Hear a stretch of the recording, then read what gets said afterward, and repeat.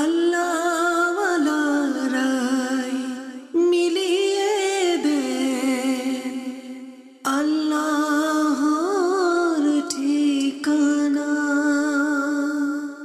আলহামদুলিল্লাহি রাব্বিল আলামিন ওয়াসসালাতু ওয়াসসালামু আলা সাইয়্যিদিল মুরসালিন আম্মা বা'দ ফাআউযু বিল্লাহি মিনাশ শাইতানির রাজীম বিসমিল্লাহির রহমানির রহিম।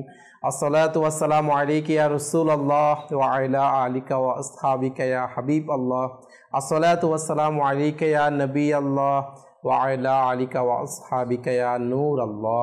প্রিয় ইসলামী ভাইরা এবং মাদানী চ্যানেলের দর্শক শ্রোতা, মাশাআল্লাহ আরেকটিবার উপস্থিত হয়েছি মাদানী চ্যানেল বাংলার ধারাবাহিক সরাসরি অনুষ্ঠান, যার নাম হচ্ছে অলি আল্লাহের স্মরণে। মাশাআল্লাহ প্রিয় দর্শক, আপনারা যেখান থেকে যেই মাধ্যমে আমাদের এই অনুষ্ঠান দেখতে পাচ্ছেন, আপনাদেরকে জানাই আন্তরিক শুভেচ্ছা ও অভিনন্দন। প্রিয় দর্শক, আমাদের অলি আল্লাহের স্মরণে অনুষ্ঠানের মধ্যে আপনাদেরকে আরও একবার শুভেচ্ছা ও স্বাগতম জানাচ্ছি। আলহামদুলিল্লাহ, আমাদের এই অনুষ্ঠানের মধ্যে আল্লাহ পাকের প্রিয় বান্দাগণ, আল্লাহ পাকের অলি যারা রয়েছেন, ইনাদের জীবনী সম্পর্কে আমাদের আলোচনা করা সৌভাগ্য নসিব হয়। ইনাদের জীবনে রেখে যাওয়া আমাদের জন্য বিভিন্ন শিক্ষণীয় বিষয়, সেগুলো আলহামদুলিল্লাহ আমরা জানার সৌভাগ্য নসিব হয়ে থাকে। এবং পাশাপাশি আমরা আমাদের এই অনুষ্ঠানের মধ্যে নাতে রসুল, কালাম, মানকাবাত এগুলোও শোনার সৌভাগ্য অর্জন হয়। পাশাপাশি আপনাদের কল SMS-ও আমাদের এই অনুষ্ঠানের মধ্যে আমরা নিয়ে থাকি। তাই অবশ্যই অনুষ্ঠানের শুরু থেকে শেষ পর্যন্ত আমাদের সঙ্গে থাকবেন, ইনশাআল্লাহ অনেক কিছু ইলমে দিন শেখার সৌভাগ্য নসিব হবে। প্রিয় দর্শক, আসুন প্রথমত দরুদ শরীফ পাঠ করার কেমন ফজিলাত ও বরকত রয়েছে সে সম্পর্কে একটি হাদিস শরীফ শ্রবণ করি।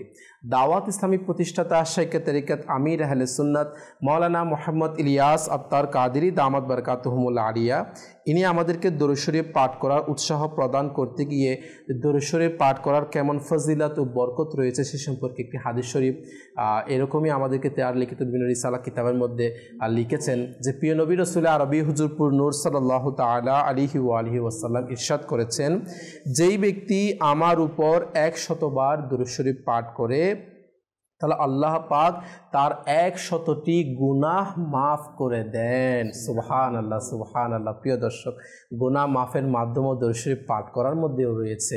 তো আল্লাহ পাক আমাদেরকে বেশি থেকে বেশি পরিমাণে দরুদ পাক পাঠ করার তৌফিক দান করুক, আমিন।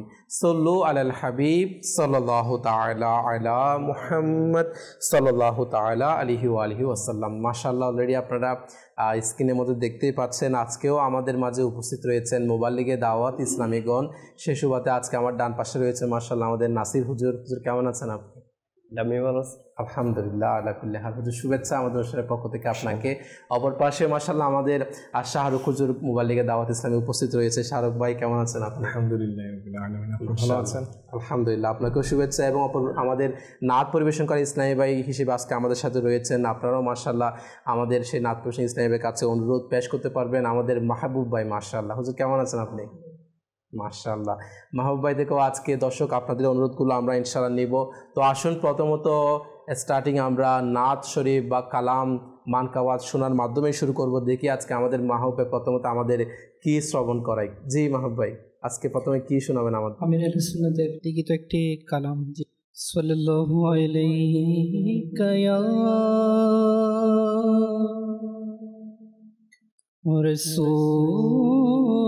রাসূলুল্লাহ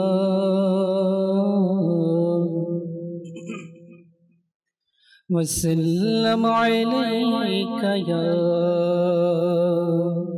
হাবিবাল্লাহ।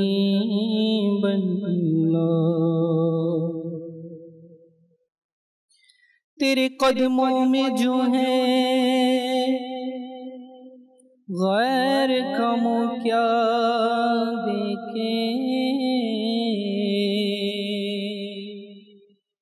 कौन नजरों पे चढ़े देख के तलवा तेरा। सल्लल्लाहु अलैका या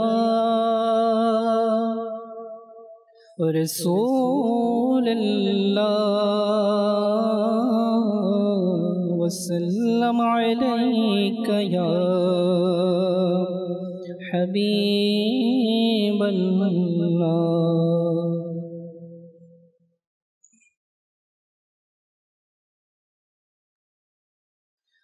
जार को ना কণায় নূর আছে মিশে আমার প্রিয় মদিনার কি শান যে আমার প্রিয় মদিনার কি শান যে আমার প্রিয় মদিনার কি শান যে যার কণায় কণায় নূর আছে মিশে যার কণায় কণায় নূর আছে মিশে আমার প্রিয় মদিনার কি শান যে আমার প্রিয় মদিনার কি শান যার ফুলেতে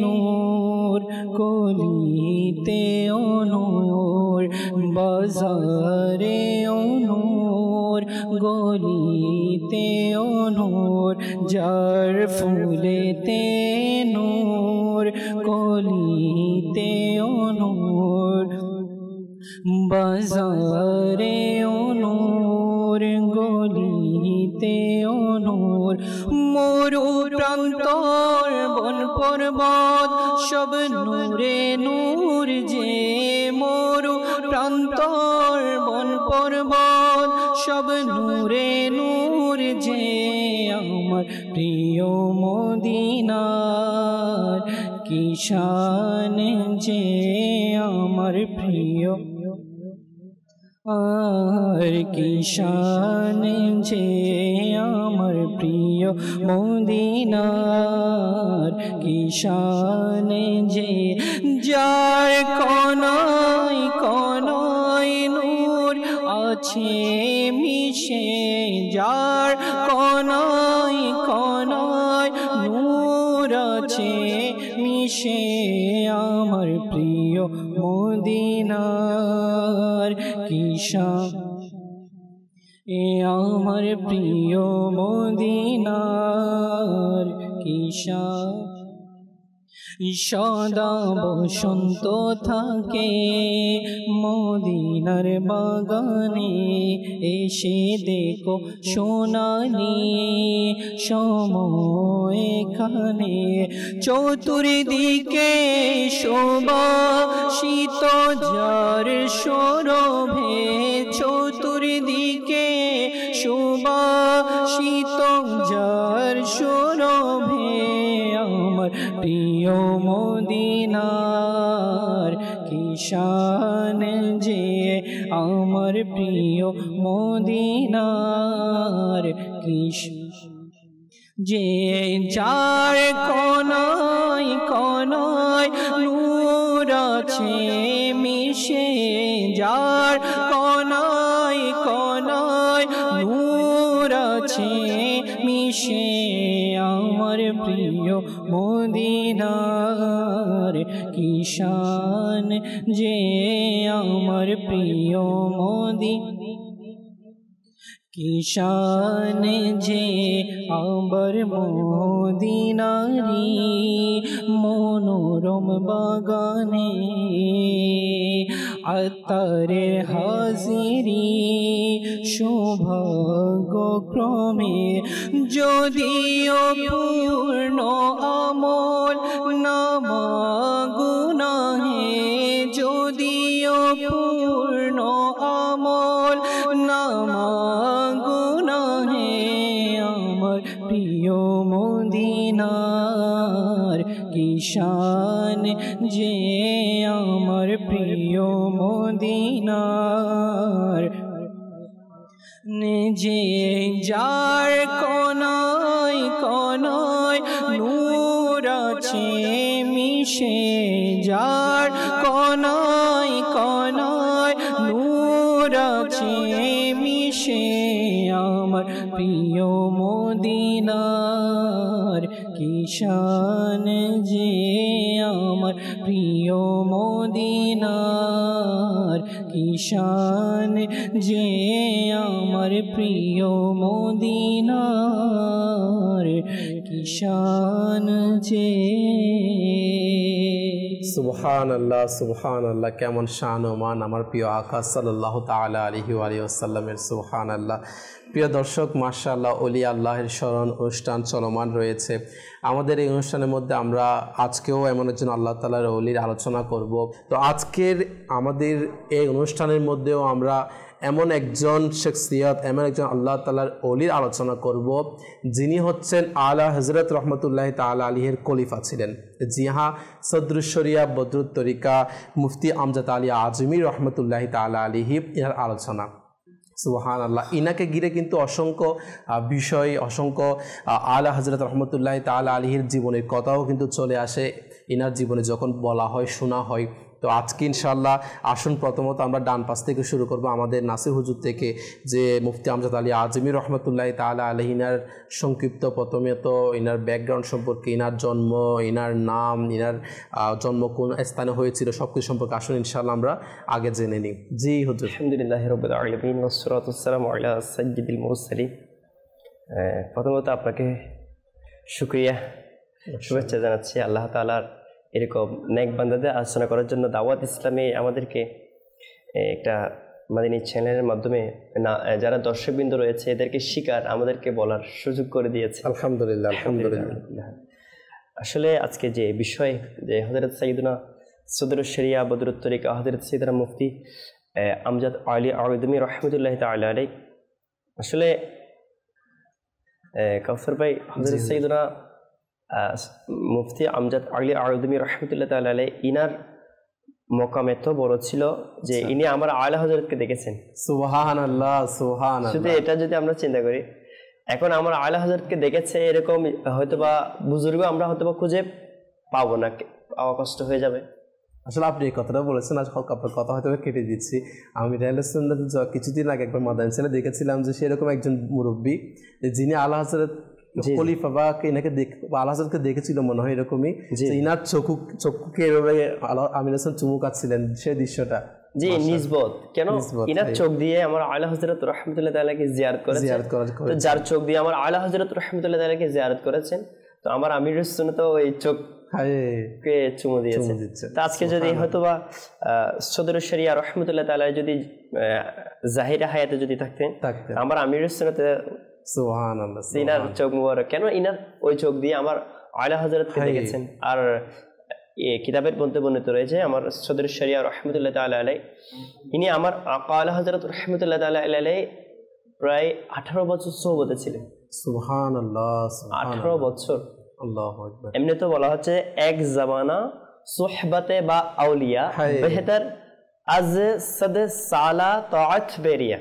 জি জি জি। অর্থাৎ কিছুক্ষণ সময়ের জন্য কোনো আল্লাহর ওয়ালাদের সোহবতে থাকা, সংস্পর্শে থাকা এটা নির্ভেজাল 100 বছরের ইবাদত চেয়ে শ্রেয়, উত্তম। সুবহানাল্লাহ সুবহানাল্লাহ। তো যেখানে আমার সদরুশ শরিয়া রহমতুল্লাহ তাআলা আলাইহি, আমার মুজাদ্দিদ আমার আলা হযরত ইমাম ইশক মুহাব্বত আযীমুল বরকত আযীমুল মারতাবাত পরওয়ানে শামঈ রিসালাত হামিয়ে সুন্নাত মাহি বিদআত পীরে তরিকত বাঈথ খায়র বরকত আমার আলা হযরত ইমাম আহমদ রাজা খান রাহমাতুল্লাহ তাআলা আলাইহি, সুবহানাল্লাহ, যার উসিলে আজকে আমরা সুন্নি দাবি করছি। আলহামদুলিল্লাহ আলহামদুলিল্লাহ। যার কারণে আলহামদুলিল্লাহ আমরা আজকে আহলে সুন্নাত ওয়াল জামাতের আকীদার উপর, মাসলাকে আলা হযরতের উপর আমরা প্রতিষ্ঠিত। আলহামদুলিল্লাহ। কাউসার ভাই, একটা কথা এই প্রসঙ্গ না বলে পারছি না। জি জি জি। প্রত্যেক যুগের মধ্যে, এমনকি সাহাবায়ে কেরামের যুগের মধ্যে এক একটা ফিতনা ছিল। তো কেউ নবুয়ত দাবি করেছে, তেমন আমার সিদ্দিক আকবর রাদিয়াল্লাহু তাআলা তার বিরুদ্ধে কঠোর প্রতিবাদ করেছে। এভাবে তাবিঈনের যুগে, তাবিঈনের যুগে এক একটা যুগের মধ্যে এভাবে এক একটা বদমাযহাব ফিরকা ইসলামকে ধ্বংস করার জন্য যারা দুনিয়াতে আবির্ভাব ছিল। তো এভাবে যুগোপযোগী এক একজন আল্লাহ তাআলা এমন ব্যক্তিকে পাঠিয়েছেন দুনিয়াতে যারা ইসলামকে পুনর্জীবিত করেছেন। একে আরবিতে বলা হয় মুজাদ্দিদ, অর্থাৎ ইসলাম তো যেটা ছিল এটা আকমাল কামিল, এটা পরিপূর্ণ, এটাতে কখনো পরিবর্ধন হয় না। পরিবর্তন হয় ওই কাজের মধ্যে, ওই বস্তুর মধ্যে যার মধ্যে কোনো কমে বেশি হয়ে থাকে, কম বেশি হয়ে থাকে, সংযোজন বিযোজন হয়ে থাকে। ইসলাম এমন একটা ধর্ম, আল ইয়াউমা আকমালতু লাকুম, মানে আল্লাহ পাক কামা ক্বালা আল্লাহু তাআলা আযজা ওয়া জাল্লা সাদাকাল্লাহুল আযীম, ইসলামকে আল্লাহ পাক আমাদের জন্য, আমার নবীর জবানে পাক এটা বলে দিয়েছেন যে আমার নবী এসে ইসলামকে পরিপূর্ণ দান করেছেন। ইসলাম এটা এমন নয় যে এখানে কোনো অপূর্ণতা থাকার অবকাশ আর নেই। প্রত্যেক নবীগণ, প্রত্যেক আম্বিয়ায়ে কিরাম নিজ যুগের যে দায়িত্ব ছিল আল্লাহ পাকের পক্ষ থেকে, ওই দায়িত্বটা সম্পূর্ণ মানুষের নিকট পৌঁছে দিয়েছে। আর সবচেয়ে শ্রেষ্ঠ হচ্ছে আমাদের নবী, সবসে আউলা ওয়া আলা হামারা নবী, সবসে বালা ওয়া আলা হামারা নবী, আমার আলা হযরত রাহমাতুল্লাহ তাআলা আলাইহি। তো এমন আশিকান রাসূল ছিলেন যে আমার প্রিয় নবী সাল্লাল্লাহু তাআলা আলাইহি ওয়াসাল্লাম তো সকল ইসলামের মধ্যে সম্পূর্ণ পরিপূর্ণতা করে দিয়েছেন। এরপরে তো ইসলামের মধ্যে বিভিন্ন ধরনের ফিরকার কারণে, বদমাযহাবের কারণে ইসলামের মধ্যে কিছু ময়লা আবর্জনা অর্থাৎ বিভিন্ন বাতিল ফিরকার কারণে যেগুলা চলে আসতে পারে, তো এগুলোর কারণে আল্লাহ পাক প্রত্যেক যুগের মধ্যে এক একজন মুজাদ্দিদ প্রেরণ করেন। মুজাদ্দিদ মানে এটা নয় যে নতুন করে এটাকে বাদ দিয়ে আরেকটাকে নতুন কিছু আনবো, এটা না। এটা তো হতো মুতাজাদ্দিদ, অত নবায়ন করা, একদম নতুন। মুতাজাদ্দিদ ইসলামের মধ্যে আসে না, ইসলামের মধ্যে আসে মুজাদ্দিদ। ওই মুজাদ্দিদ ছিল আমার আলা হযরত রাহমাতুল্লাহ তাআলা আলাইহি। ইনার বিশিষ্টতম একটা খলিফা ছিল আমার সদর শরিয়া হযরত সাইয়েদনা মুফতি আমজাদ আলী আযমি রাহমাতুল্লাহ আলাইহি। তো আলহামদুলিল্লাহ ইনার জন্ম 1300 হিজরিতে ভারতের মদিনাতুল উলামা, মদিনাতুল উলামা বুসি শরীফের মধ্যে হয়েছে। এবং ইনার আব্বাজান, ইনার দাদাজান সবাই বুজুর্গ ছিলেন, আল্লাহর ওয়ালা ছিলেন। ইনাদের ব্যাপারে এভাবে বলা হয় যে আল্লাহ ওয়ালার মানে সন্তান ইবনে ওলি বলা হয়। যেরকম আমার আলা হযরত রাহমাতুল্লাহ তাআলাকে বলা হয়, আমার আলা হযরত রাহমাতুল্লাহ তাআলার আব্বাজান হযরত সাইয়েদনা মুফতি নাকি আলী খান রাহমাতুল্লাহ তাআলা, ইনার আব্বাজান হযরত সাইয়েদনা মুফতি রাজা আলী খান রাহমাতুল্লাহ তাআলা, ইনাদের শাহজাদা মুফতি আজম হিন্দ রাহমাতুল্লাহ তাআলা। আমরা আলা হযরতের ভাই শাহিন সুখান রাহমাতুল্লাহ তাআলা, ইনার ভাই হুজ্জাতুল ইসলাম, আমার আলা হযরতের শাহজাদা হযরত সাইয়েদনা হামিদ রাজা খান হুজ্জাতুল ইসলাম বলা হয়। মাশাআল্লাহ। অর্থাৎ ইনাদের খানদান পরিবার সবাই কি আল্লাহ ওয়ালা ছিল। তো আসলে ইনাদের আলোচনা করা এটা আমাদের জন্য বাঈসের রহমতের অবতীর্ণ হওয়ার একটা মাধ্যম। যেমন বর্ণিত রয়েছে ইনদা যিকরুস সলিহিনা তানজিলুর রাহমা, যেখানে আল্লাহ পাকের নেক বান্দাদের আলোচনা হয়, সেখানে আল্লাহ পাকের রহমত অঝুর দ্বারা বর্ষণ হতে থাকে। সুবহানাল্লাহ, সুবহানাল্লাহ। আচ্ছা, এখন আমরা আলোচনা করছি না, তো আমাদের উপর আল্লাহ পাকের অবশ্যই রহমত নাজিল হচ্ছে, আলহামদুলিল্লাহ। আর বিশেষ করে যারা মাদানী চ্যানেলের দর্শকবৃন্দ যারা শুনছেন, মাশাআল্লাহ, আলহামদুলিল্লাহ, হয়তোবা আলোচনাটা শোনার কারণে ইনাদের উপর রহমত নাজিল হবে। আল্লাহ তাআলার রহমত তো কমই নাই, ইনশাআল্লাহ। এটা বলা হচ্ছে না, আল্লাহ তাআলার একটা রহমতকে যদি ভাগ করা হয় তো আসমান জমিন মানে সমস্ত সৃষ্টিগুলোর জন্য নাজাতের জন্য একটা রহমতের যথেষ্ট। আল্লাহু আকবার, আল্লাহু আকবার। আল্লাহ পাকের একটা রহমত এত বড়। সুবহানাল্লাহ, সুবহানাল্লাহ। আল্লাহ তাআলা বাস এই বলি আল্লাহর ওয়ালাদের, আমার নবীর যারা প্রিয় আশিক ছিলেন, আমার নবীর আশিকের রাসূলের শামা ছিলেন, প্রজ্বলিত সূর্য ছিলেন, ইনাদের একটা সাদকা আমাদেরকে আল্লাহ পাক দান করুক। আমিন, আমিন। মাশাআল্লাহ, নাসির হুজুর খুব সুন্দরভাবে আমাদেরকে আসলে মুফতি যে আমজাদ আলী আজমি রহমতুল্লাহ তাআলা আলাইহি ইনার সংক্ষিপ্ত যে ইনার জন্ম ব্যাপারে আমাদের কাছে বললেন, এমনকি ইনি কে ছিলেন এবং ইনি কার খলিফা ছিলেন, এনারও মাশাআল্লাহ কিছু মুক্তসার তাজকির আলোচনা করার সৌভাগ্য হলো। আমাদের মাশাআল্লাহ শাহরুখ ভাইয়ের কাছে যাবো। শাহরুখ ভাই দেখে আজকে যে আল্লাহ তাআলার ওলি নেক বান্দার মাশাআল্লাহ ইনার সম্পর্কে প্রথমে কি তুলে ধরেন? জি শাহরুখ। আলহামদুলিল্লাহ রাব্বিল আলামিন। কাউসার ভাই, আলহামদুলিল্লাহ আমরা অনেক বড় সৌভাগ্যবান, এবং মাদানী চ্যানেলের দর্শক শ্রোতা যারা রয়েছেন ওনারাও সৌভাগ্যবান যে আলহামদুলিল্লাহ দাওয়াত ইসলামের মাদানী চ্যানেলের মাধ্যমে আমাদেরকে আল্লাহ তাআলার নেক বান্দাদের আলোচনা করার, শোনার সৌভাগ্য দান করেছেন। আলহামদুলিল্লাহ, আলহামদুলিল্লাহ। তো আপনার নাসির ভাই বলেছেন যে আল্লাহ তাআলার নেক বান্দার আলোচনা হলে আল্লাহ তাআলার রহমত বর্ষণ হয়। আলহামদুলিল্লাহ, আলহামদুলিল্লাহ। আমরা তো ওই রহমতের মধ্যেই রয়েছি, আর সেখানের মধ্যে আসলে এমন কোনো যোগ্যতা আমাদের নেই যে আল্লাহ তাআলার ওই সকল নেক বান্দাদের নিয়ে আলোচনা করার জবান আমাদের রয়েছে। তো তারপরও আল্লাহ তাআলা এটা দয়া, আমির আহলে সুন্নাতের নিগাহে কারাম, এটা যে আমরা আলহামদুলিল্লাহ বসে আলোচনা করার সুযোগ পাচ্ছি। জি জি। তো আজকের যে নেক বান্দা ওলি কামিল মুফতি আমজাদ আলী আজমি রহমতুল্লাহ তাআলা আলাইহি, ইনার তাজকিরা, ইনার আলোচনা। তো মুফতি আমজাদ আলী আজমি রহমতুল্লাহ তাআলা আলাইহি শুরুতেই শুনলাম যে ইনার বংশধারার মধ্যেই কি হয়েছিল, ইনারা আল্লাহ অর্থাৎ ওলি আল্লাহদের বংশধারের মধ্যে ছিলেন। তারপরও মুফতি আমজাদ আলী আজমি রহমতুল্লাহ তাআলা আলীকে আল্লাহ তাআলা এমন স্পেশাল গুণে গুণান্বিত করেছিলেন যে ওই সময়কার যুগে উনি যে কিতাবটা আজকে যে আমরা আলহামদুলিল্লাহ বাহারের শরীয়ত যেটা, এটা এমন এক মানে উর্দু ভাষার মধ্যে এমন এক কিতাব যা পৃথিবীর মধ্যে এখন পর্যন্ত আর এরকম কোন কিতাব উর্দু ভাষার মধ্যে আপনার তৈরি হয়নি। যেখানে যেই কিতাবের মধ্যে আপনার সমস্ত একজন মুসলমান নরনারীর মানে যে সকল জ্ঞান সম্পর্কে জানা ফরজে আইন প্রত্যেকটা বিষয়ে সূক্ষ্মভাবে একেবারে মাসলা মাসাইল সহ অনেক সুন্দরভাবে সাজিয়েছেন সেই মুফতি আমজাদ আলী আজমি রহমতুল্লাহ তাআলা আলাইহির কথা কি বা বলবো, যে ইনাকে যে সদর শরিয়া বলা হচ্ছে না, এটা কিন্তু আর কেউ দেন নাই। সে আমার ইমাম আহলে সুন্নাত ইমাম আহমদ রাজা খান রহমতুল্লাহ তাআলা অর্থাৎ আমার আলা হযরত রহমতুল্লাহ তাআলা এই পবিত্র লকাবটা ইনাকে এই বরকতময় লকাবটা দিয়েছিলেন। সুবহানাল্লাহ। আর এটা এমনি দেননি, আসলে সদরুল কওম এটা হচ্ছে আরবি ভাষায় যারা মানে আপনার আরবি ভাষার মধ্যে যারা সবচেয়ে উত্তম থাকে এবং এই আরবি কওমদের মধ্যে সবচেয়ে সম্মানিত ব্যক্তি যাদের থাকে তাদেরকে সদরুল কওম বলা হয়। আচ্ছা, তো আমার আলা হযরত রহমতুল্লাহ তাআলা আলীও এই মুফতি আমজাদ আলী আজমি রহমতুল্লাহ তাআলাকে এই লকাবটি দিয়েছিলেন যে সদরুল শরিয়া, অর্থাৎ এটা দ্বারা এটা অর্থ এটাই হয় যে ইনি শরীয়ত জানা ব্যক্তিদের মধ্যে সবচেয়ে সম্মানিত ব্যক্তি। সুবহানাল্লাহ, সুবহানাল্লাহ। মানে শরীয়ত এমন ভাবে জেনেছেন সবচেয়ে সম্মানিত যে ব্যক্তিগণ থাকেন তাদের মধ্যে ইনি একজন। মুখস্থ শক্তির কথা কি বা বলবো, যে এনার যখন ছোটবেলায় ইনি যখন মানে পড়ালেখা করতে যেতেন তো কোনো একটা জিনিস ইনি যখন 3 বার পড়তেন আল্লাহ তাআলা দয়া করে এটা এমন ভাবে মুখস্থ হয়ে যেত মানে বছর পর্যন্ত এটা কি হতো, সুবহানাল্লাহ, মাত্র 3 বার পড়তেন, মানে 3 বার। আল্লাহ, কেমন জ্ঞান, মেধা শক্তি এমন বেশি মানে তীক্ষ্ণ ছিল। সুবহানাল্লাহ। এখনকার যদি আমরা দেখি না, দেখা যাচ্ছে আর দেখুন না কাউসার ভাই আপনার এখানে যে বলা হচ্ছে না এগুলো কিন্তু সাধারণ কোনো কিতাব নয়। আপনি এমনি হয়তো আমরা ইংরেজি পড়ি বা বিভিন্ন যত উপরের লেভেলটা আমাদের পড়াগুলো কঠিন হয়ে যায়, কিন্তু এগুলো এমন এক একটা কিতাব যে এখানে সম্পূর্ণ আরবিক এবং এগুলো শরীয়তের মাসলা মাসাইল সম্পর্কিত।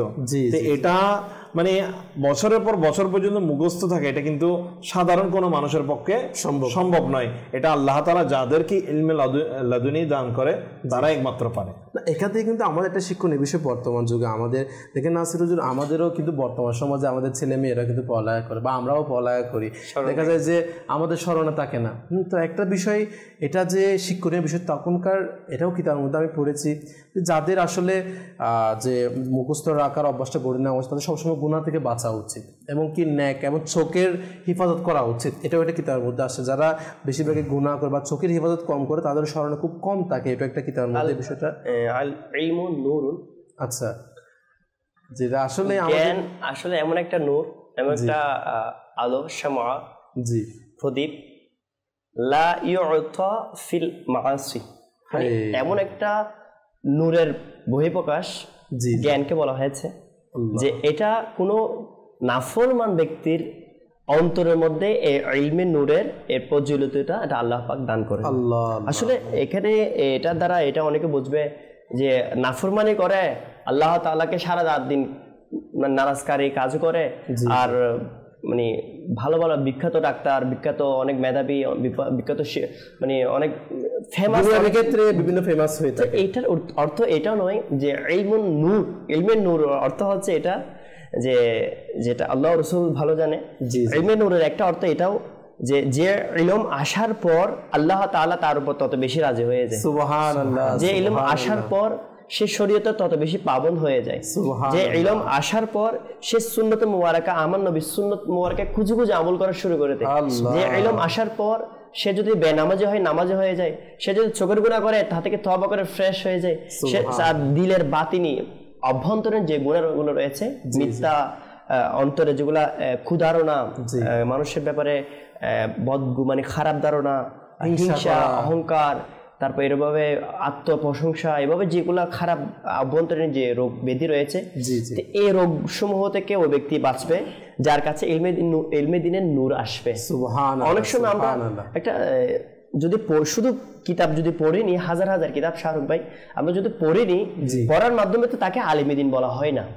আলেমে দ্বীন বলা ওই ব্যক্তিকে বলা হয় যেমন এটা যদি আমরা উদাহরণ এটা যদি দিই, একটা মেমোরি কার্ড যেটা প্লাস্টিকের হয়ে থাকে বা কিছুটা, ওই মেমোরি কার্ডের মধ্যে তো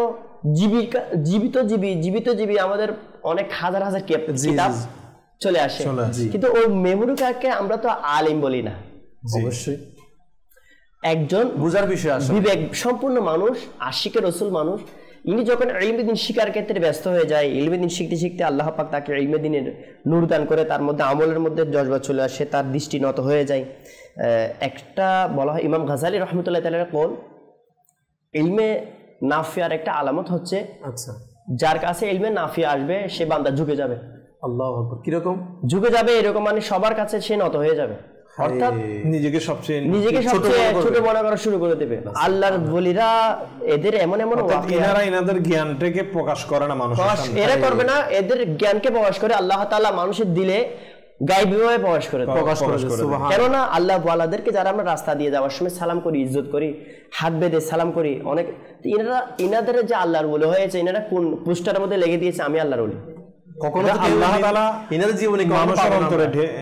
আমাদের বাংলাদেশে, আমাদের চট্টগ্রামে বা বাংলাদেশের বা যারা দর্শকবৃন্দ রয়েছেন, এদের আশেপাশে যে আল্লাহর ওলিরা আছে, ইনারা নিজের হাতে কখন লেগে গিয়েছে আমি আল্লাহর ওলি, আমার নাম এটা, কখনো তো বলে না কেউ। এটা আল্লাহ তাআলা ইনারা নিজেকে গোপন করেছেন যে আমি কিছু না, বাস আমার নবীর খিদমত, আমার নবীর গোলাম, আমি দ্বীন ইসলামের খিদমত করে যাব, মানুষকে নামাজি বানাবো, দাওয়াত ইসলামী যেটা করছে 12 দিনই কাজের মাধ্যমে, সুবহানাল্লাহ, আলহামদুলিল্লাহ, নেক আমল ইসলামের মাধ্যমে মানুষকে নেককার বানাচ্ছে।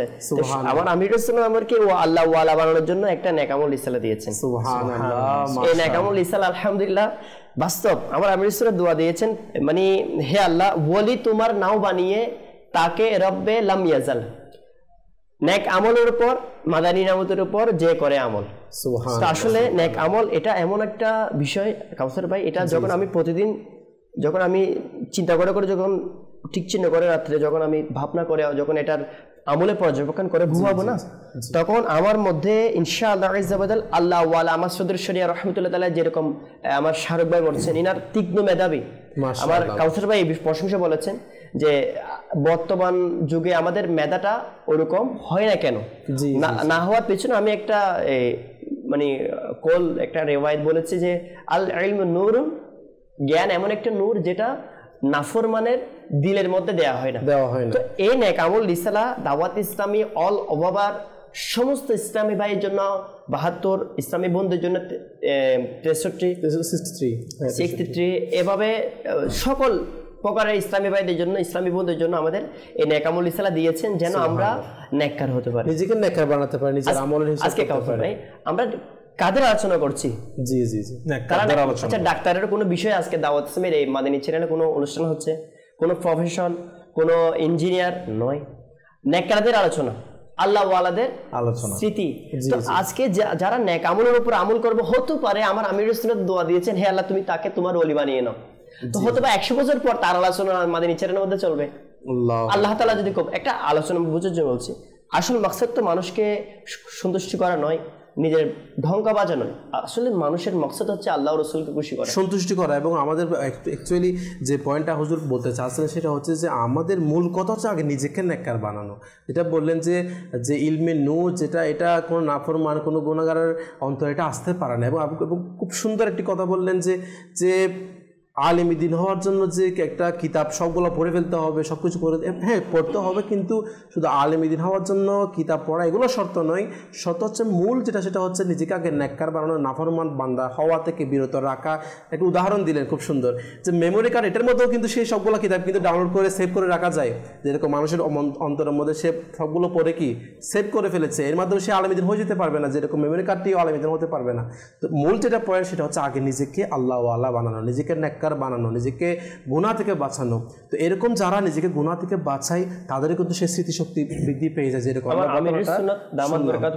কিছু কারবালার রক্তিম দৃশ্য কিতাবের মধ্যে, এবং আমার আলা হযরত রাহমাতুল্লাহি তাআলা আলাইহি অনেক কিতাবের নাম বলেছেন যেগুলা পড়লে মানুষ আলেমে দ্বীন হয়ে যায়।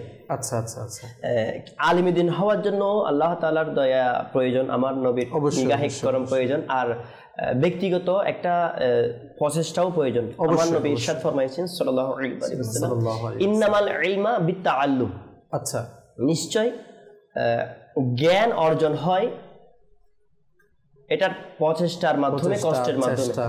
তো আসলে কোনো লক্ষ্য থাকতে হবে। আসলে কোনো আলিমে দ্বীন, আলহামদুলিল্লাহ যারা সুন্নি আলিমে দ্বীন আমাদের সমাজে আছে, অনেক কষ্ট করে আলিমে দ্বীন হয়। অবশ্যই দেখেন তারা স্ট্রাগল করে, অনেক কষ্ট করে, অনেক মানে কুরবানির পেছনে আলিমে দ্বীন হয়। আমার বলার উদ্দেশ্য ছিল এটা আলিমে দ্বীন তো হয় আলহামদুলিল্লাহ, কিন্তু দাওয়াত ইসলামে আমাদেরকে এটা শিক্ষা দিচ্ছে যে আলিমে দ্বীনকেও ইজ্জত করবো। আমার আমির সুরাত এটা বলেছে না, সকল সুন্নি আলিমগণ আমার মাথার তাজ। আলহামদুলিল্লাহ। আলহামদুলিল্লাহ আমরা আলিমে দ্বীন হওয়ার জন্য কিতাবও পড়তে হবে। সবচেয়ে বড় একটা উদাহরণ হচ্ছে আমার শাহরুখ ভাই যেটা বলেছেন বাহারে শরীয়ত, আমার সদর শরিয়া রহমতুল্লাহ তাআলার কিতাব। ওই কিতাবের একদম ব্যাকগ্রাউন্ডের মধ্যে এটা লেখা আছে যে আলিম বানানে ওয়ালা কিতাব। সুবহানাল্লাহ, সুবহানাল্লাহ। ওলামায়ে কেরাম বলেছেন ভারতের বড় বড় বিখ্যাত যারা আলিম দ্বীন, এনারা, আমি বাহারে শরীয়ত যখন অধ্যয়ন করছিলাম, বাহারে শরীয়তের শুরুর দিকে বিভিন্ন আলিম দ্বীনের একটা মতামত ব্যক্ত করেছে। তো ওখানের মধ্যে কিছু আলিম দ্বীন, অনেক উলামায়ে কেরাম এটা এই সিদ্ধান্ত উপনীত হয়েছেন যে যারা বাহারে শরীয়তকে ভালোভাবে অধ্যয়ন করবে, এটার টোটাল ভলিউম হচ্ছে 20 খণ্ড। 20 খণ্ডের মধ্যে আবার ইনি লিখেছেন, নিজের হাত মোবারক দিয়ে লিখেছেন 16 খণ্ড, প্রায় 16 খণ্ড লিখেছেন।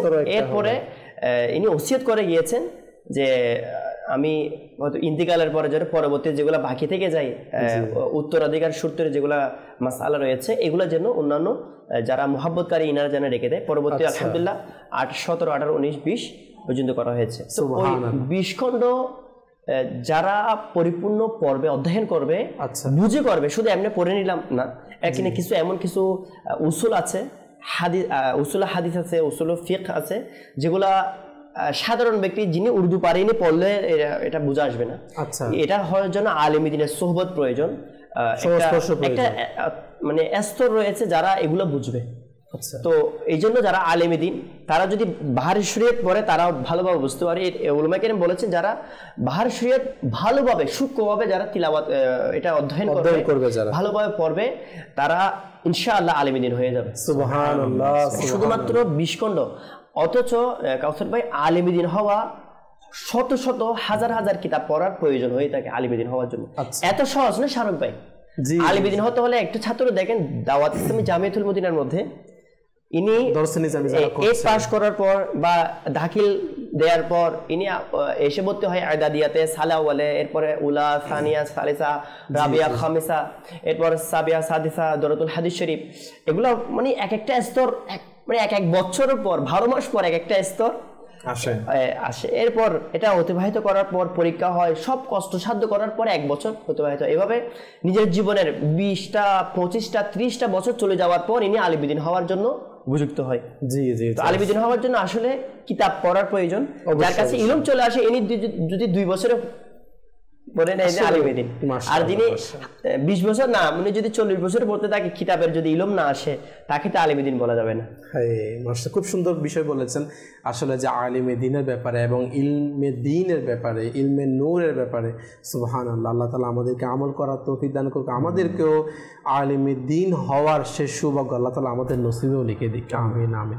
যারা দিতে পাচ্ছেন, মা বাবা, সন্তান, সকলে নিয়ত করুন যে আমার সন্তান হলে তাদেরকে আমি আলিমে দ্বীন বানাবো। বা আমরা যারা দিতে পারছি, এখনও আমাদের সময় রয়েছে, আমরাও চাইলেও মাদ্রাসায় ভর্তি হতে না পারলেও আলহামদুলিল্লাহ দাওয়াত ইসলামী অনলাইনের মাধ্যমে কিন্তু যে আলিমে দ্বীন আলিম কোর্সও রয়েছে। তো যোগাযোগ করুন স্ক্রিনে দেওয়া নাম্বারের মাধ্যমে, ইনশাআল্লাহ সব ব্যবস্থা হয়ে যাবে। আল্লাহ পাক আমাদের আমল করার তৌফিক দান করুন। কিছু কল SMS সিদ্দিক নূর হুসাইন মিন্টু ভাই আমাদের সাথে রয়েছেন, তিনি কমেন্ট করেছেন, পুরো পৃথিবীর অলিদের ফয়েজ আমাদের উপর আসুক, দোয়া করি, আমিন আমিন। মাশাআল্লাহ। এভাবে আব্দুল মুস্তাফা কাদেরী ভাই মাশাআল্লাহ আমাদের সাথে রয়েছেন, এভাবে রাশেদুল ইসলাম ভাই আমাদের সাথে রয়েছেন, মোহাম্মদ ইকবাল ভাই আমাদের সাথে রয়েছেন, আরিফ হুসাইন ভাই আমাদের সাথে রয়েছেন। যে আমাদের কল শুনিয়ে দিন। আমার নাম আবুক্কো, আমি বলছিলাম চট্টগ্রাম থেকে। আমি নাতরাতুল শুনতে চাই, ভালোবাসি প্রিয়। মাশাআল্লাহ, আমাদের নাত পরিবেশনকারী উপস্থিত রয়েছে, ভালোবাসি প্রিয় নবীকে। ইনশাআল্লাহ আমরা কল SMS নেওয়ার পর আমাদের মাহবুব ভাইয়ের কাছে যাব, ইনশাআল্লাহ নাত শরীফ শুনবো। আপনাদের অনুরোধগুলোও ইনশাআল্লাহ চেষ্টা করবে পূরণ করার জন্য। জি, পরবর্তী কল। আমার নাম সাদিয়া শিফা, আমি আমার কাছে বলছিলাম। মাশাআল্লাহ। আমার মাদার খুব ভালো লাগে, আমি সবসময় মাদার ফোন দেখি। আঙ্কেল আপনার সবাই কেমন আছেন? আমি একটি নার্সিং হলে জীবনে হবে কি তোমার দিদার ইয়া রাসূলুল্লাহ, জীবনে হবে কি তোমার দিদার ইয়া রাসূলুল্লাহ। আমিন আমিন মাশাআল্লাহ। ইনশাআল্লাহ আমাদের সঙ্গে থাকুন, চেষ্টা করবো অবশ্যই আপনাদের অনুপ্রণ করার জন্য। জি পরবর্তী কল। আমি হাটহাজার থেকে মোহাম্মদ রফিকুল ইসলাম। আমি স্যার নাচ শুনতে থাকতে ধর্ম আমার মনে থেকে ফলে কেমন হতো নাচ আমি শুনতে থাকতে। মাশাআল্লাহ মাশাআল্লাহ, মদিনার মহব্বত মাশাআল্লাহ। আল্লাহ পাক আমাদেরকেও নসিব করুক। এসএমএস অ্যাড করব। সালাম দিয়েছে লালমনিরহাট থেকে। ওয়ালাইকুম আসসালাম ওয়া রাহমাতুল্লাহি ওয়া বারাকাতুহু। তিনি লিখেছেন আপনারা সবাই কেমন আছেন? জি আলহামদুলিল্লাহ, আমি আপনাদের প্রোগ্রাম দেখছি, খুব ভালো লাগছে আমার এবং আমার পরিবারের জন্য দোয়া করবেন। আল্লাহ তাআলা আপনার পরিবারের উপর রহমত বর্ষণ করুক, আপনাদের মনের সমস্ত জায়েজ আশা কবুল করুক, আমিন। জি আমাদের মাহবুবের কাছে যাবো ইনশাআল্লাহ, একটি কালাম অ্যাড করবো, এরপর ইনশাআল্লাহ আমরা আবারও আলোচনার দিকে ফিরে আসবো ইনশাআল্লাহ। সাল্লু আলাল হাবিব সাল্লাল্লাহু তাআলা আলা মুহাম্মদ সাল্লাল্লাহু তাআলা। ভালোবাসি ভালোবাসি প্রিয় নবীকে, ভালোবাসি ভালোবাসি প্রিয় নবীকে, ভালোবাসি ভালোবাসি প্রিয় নবীকে। আমরা আল্লাহ আর নবীকে ভালোবাসি, আমরা আল্লাহ আর নবীকে ভালোবাসি, তাই তো মোরা জান্নাতেরই অধিকারী। ভালোবাসি ভালোবাসি প্রিয় নবীকে। আবু বকর উমর ওসমান আলী, আবু বকর উমর ওসমান আলী, সব সাহাবীকে মোরা ভালোবাসি, সব সাহাবীকে মোরা ভালোবাসি। ভালোবাসি ভালোবাসি প্রিয় নবীকে, ভালোবাসি ভালোবাসি প্রিয় নবীকে, ভালোবাসি ভালোবাসি প্রিয় নবীকে। যারা চাও আখিরাতের কামিয়াবি, যারা চাও আখিরাতের কামিয়াবি, এসো এসো ডাক দিয়েছে দাওয়াতে ইসলামী, এসো এসো ডাক দিয়েছে দাওয়াতে ইসলামী। ভালোবাসি ভালোবাসি প্রিয় নবীকে, ভালোবাসি প্রিয় নবীকে। আমরা আল্লাহ আর নবীকে ভালোবাসি, আমরা আল্লাহ আর নবীকে ভালোবাসি, তাই তো মোরা জান্নাতেরই অধিকারী। ভালোবাসি ভালোবাসি প্রিয় নবীকে, ভালোবাসি ভালোবাসি প্রিয় নবীকে। সাল্লাল্লাহু আলাইহি হাবিব সাল্লাল্লাহু তাআলা আলা মুহাম্মদ সাল্লাল্লাহু তাআলা আলাইহি ওয়া আলিহি ওয়াসাল্লাম। মাশাআল্লাহ। হাই হবে কি তোমার দিদার ইয়া রাসূলুল্লাহ, জীবনে হবে কি তোমার দিদার ইয়া রাসূলুল্লাহ। আশায় রয়েছি আমি গুনাহগার ইয়া রাসূলুল্লাহ, আশায় রয়েছি আমি গুনাহগার ইয়া রাসূলুল্লাহ। জগতে যেদিকে তাকাই দরদ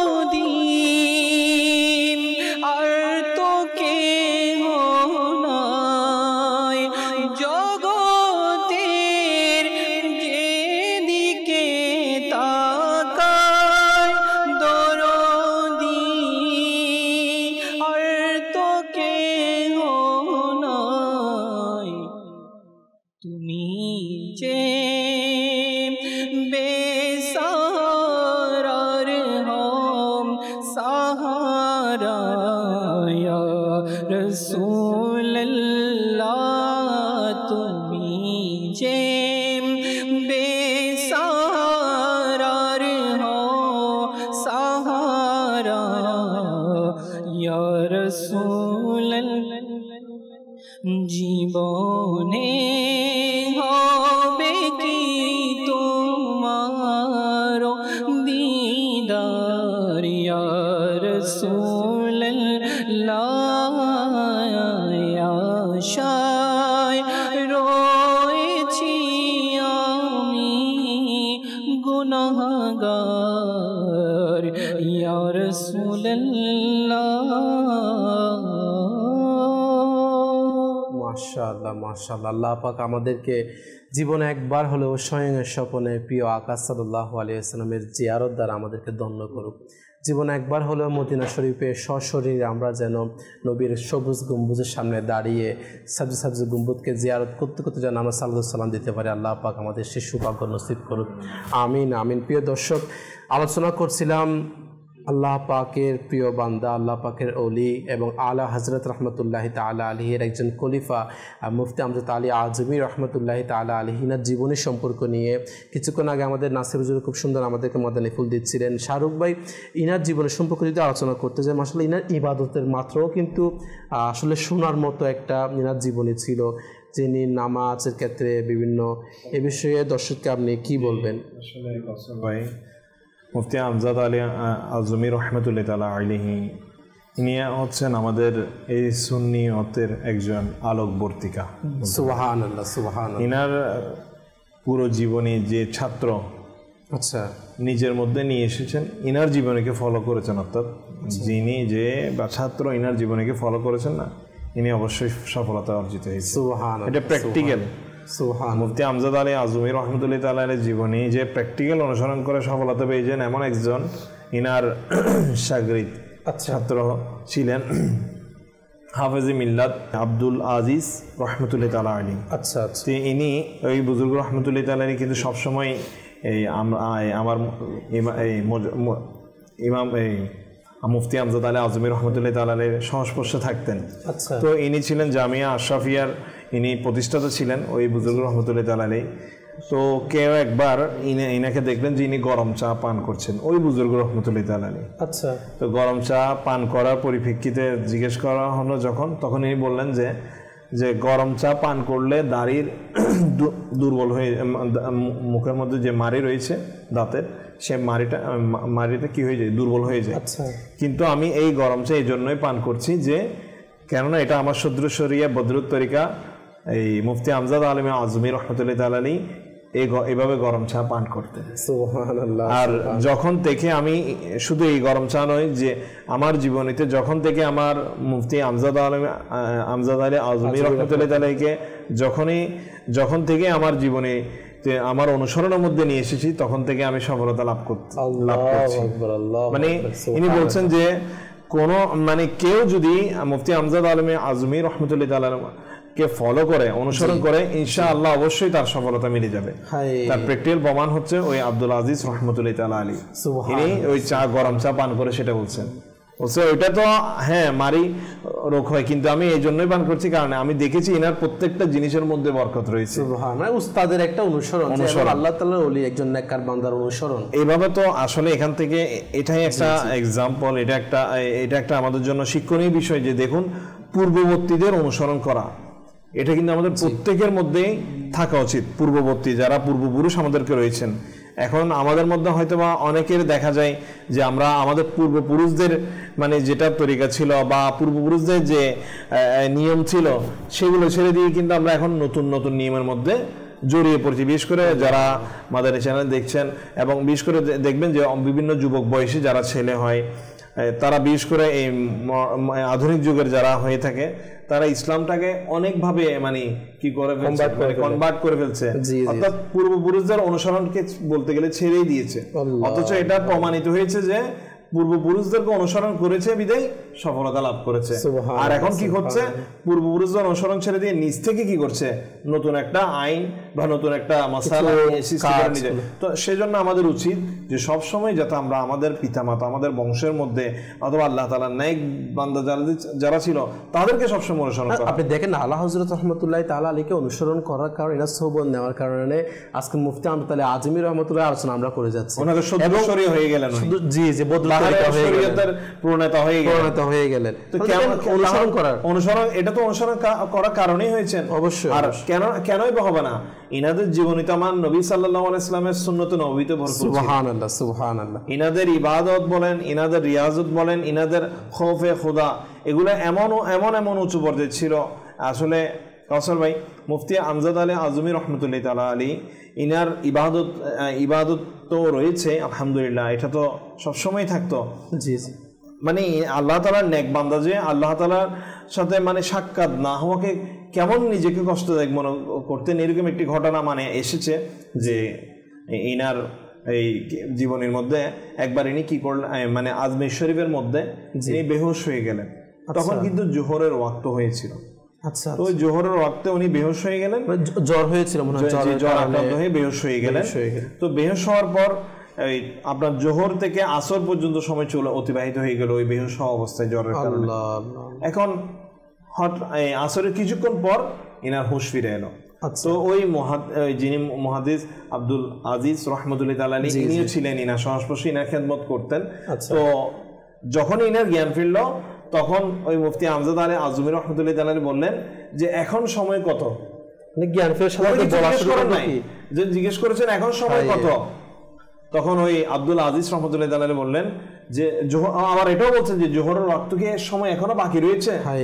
তখন ওই আব্দুল আজিজ রহমতুল্লাহ তাআলা আলাইহি বলেন জোহরের ওয়াক্ত তো পার হয়ে গিয়েছে, এখন আসর ওয়াক্ত হয়ে গেছে। সাথে সাথে সদরুদ শরীফ বদরুদ তরিকা মুফতি আমজাদ আলী আজমি রহমতুল্লাহ তাআলা আলাইহি মানে এতই কষ্ট বলেন, এতই অনুতপ্ত হলেন, ইনার চোখ দিয়ে পানি অশ্রু বয়ে গেল। আর এটা দেখে ওই আপনার আব্দুল আজিজ রহমতুল্লাহ তাআলা আলাইহি মনে করলেন যে এনাকে জিজ্ঞেস করি, হুজুর আপনার মানে আপনি কি কোনো কষ্ট পেয়েছেন, মানে আপনার জ্বরের কারণে কি আপনার শরীরের মধ্যে খারাপ লাগছে বেশি, যার কারণে আপনার চোখ দিয়ে অশ্রু বয়ে পড়ছে?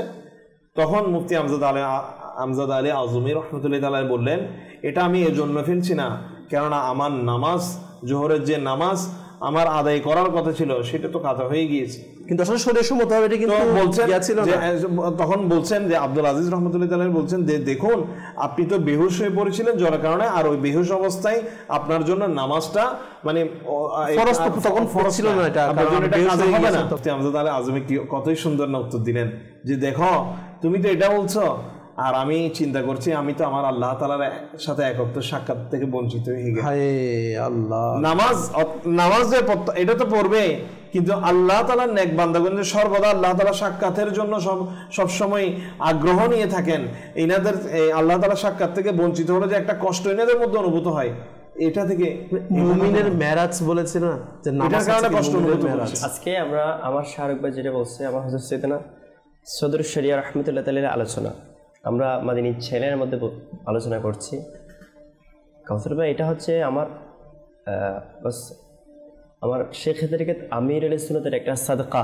আলহামদুলিল্লাহ, আজকে যে আমরা মাদিনী চ্যানেল পেয়েছি, বলতে পারছি, শুনতে পারছি, বা আজকে নামাজের গুরুত্ব সম্পর্কিত একটা কিতাব ফাইজারের নামাজও পেয়েছি, নামাজের আহকামও পেয়েছি। আলহামদুলিল্লাহ।